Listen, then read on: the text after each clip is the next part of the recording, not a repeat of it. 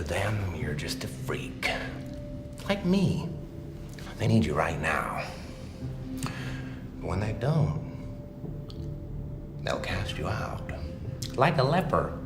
You see, their morals, their code, it's a bad joke. Dropped at the first sign of trouble. They're only as good as the world allows them to be.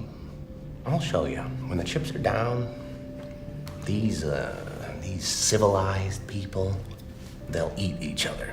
Oh my goodness. So, you know, I don't get out much these days. But we wanted so much to see this before you guys left. This is my first trip to New York actually since the campaign.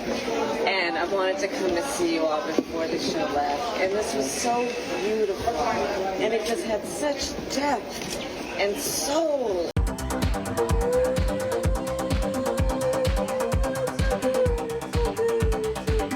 And it was just, I mean, all the nuances.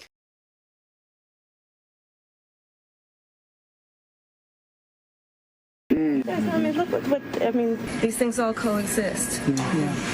But I believe we fight for something, not against something.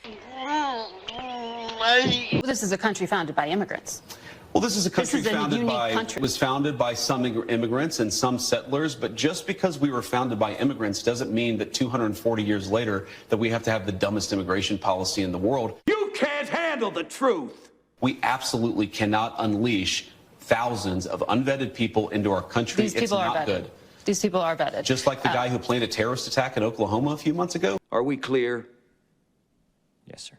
I don't want my children to share a neighborhood with people who are not properly vetted. And because I don't want it for my kids, I'm not going to force any other American citizens' kids to do that either. Are we clear?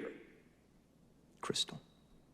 No, and that was a very particular case. It wasn't clear if he was radicalized when he got here or while he was living here. I don't really care, Margaret. I don't want that person in my country, and I think most Americans agree with me. I win! I win! That's my job! That's what I do! Here's how bad the Democrats up. Trump is cool now. He's not just the most powerful guy in the world and just made himself like the richest. He's actually kind of at 78. Yes. I mean, rappers like him. Yeah. The athletes are doing, I was making fun of him, two guys at one time. And now he owns it, and they're doing it. Let my people go. What voter out there can look at the Democratic Party at this moment in time and say there's a voice for us, somebody that speaks for us, that goes up on Capitol Hill and fights the fights that we want them fighting on our behalf? They didn't do that. And that man is back into the White House, and they want to sit up there and talk. You look at the networks right now, they're talking about him. Look at it. This is the latest. Look at him. Here he goes again. Well, you know what here he goes again means? He's doing what he said he was going to do.